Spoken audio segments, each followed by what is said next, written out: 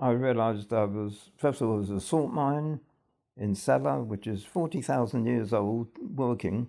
It's the oldest mine in the world. It was a salt mine, but there were Polish girls, young girls, about 18, who had been conscripted, or abducted, if you like, from Poland and sent there as slave labour. They were covered in sores from working in the mines, no protection. They were skinny as a rake because they weren't being fed. I don't know how many had died, but we, or at least the medical people, had to see to them.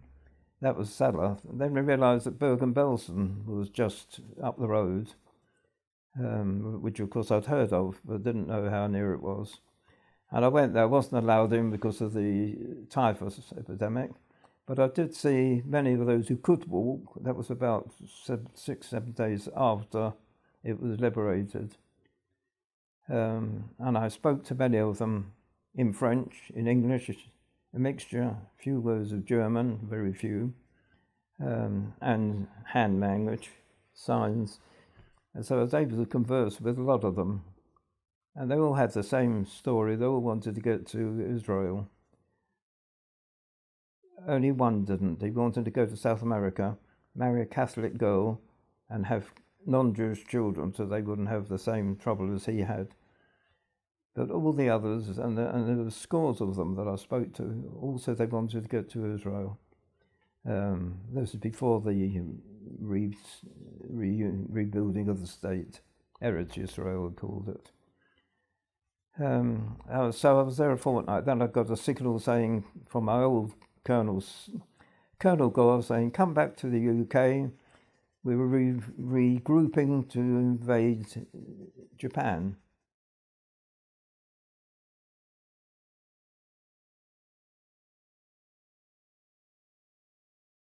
I think I'd heard of it from England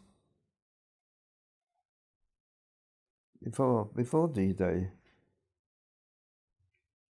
We'd heard of a few places. Bergen Belsen was one of them.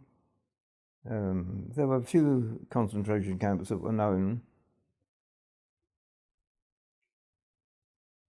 Well, we knew they were being worked to death or killed. And we also knew that in Auschwitz, they were gassing people and burning them. We knew that. I remember there were protests made or appeals made to the government to bomb the railway lines going to Auschwitz anyway, which was the biggest one. And nothing happened. Apparently Churchill tried to get the Air Force to, and they wouldn't. They said they couldn't waste flying type bombs in Eastern Europe. They were busy bombing Ploesti, which was in Romania, and that was about as far as the planes could go. From there, they were going on to Soviet territory, being refueled and coming back. But of course, they could have come back with more bombs and dropped those on the way. But you got nobody to argue with. So they just didn't. They wouldn't. They said if they bombed the camp, they'd kill people. We were going to die anyway. But if they bombed the railway line, it would stop them getting people there. But they wouldn't. Just wouldn't. Just weren't interested.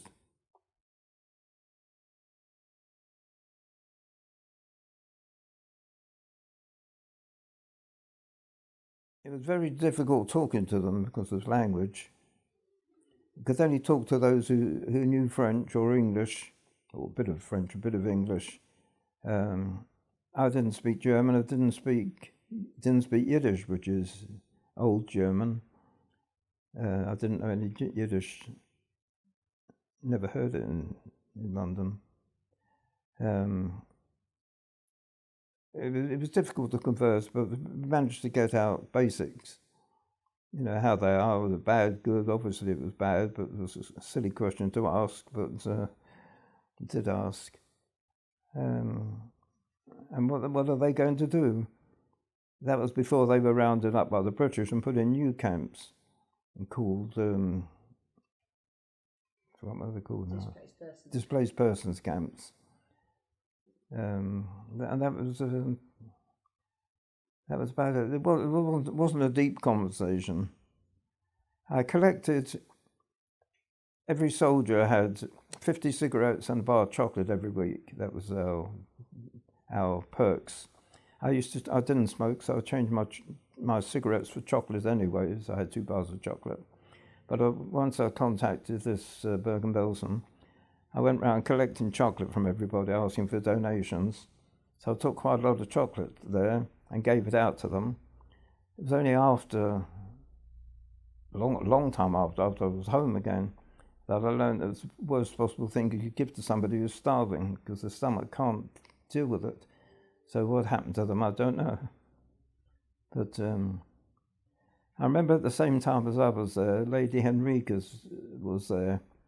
I remember reading that she thought everyone she spoke to wanted to go back to Poland or Romania or France or Belgium, wherever it was, where they came from.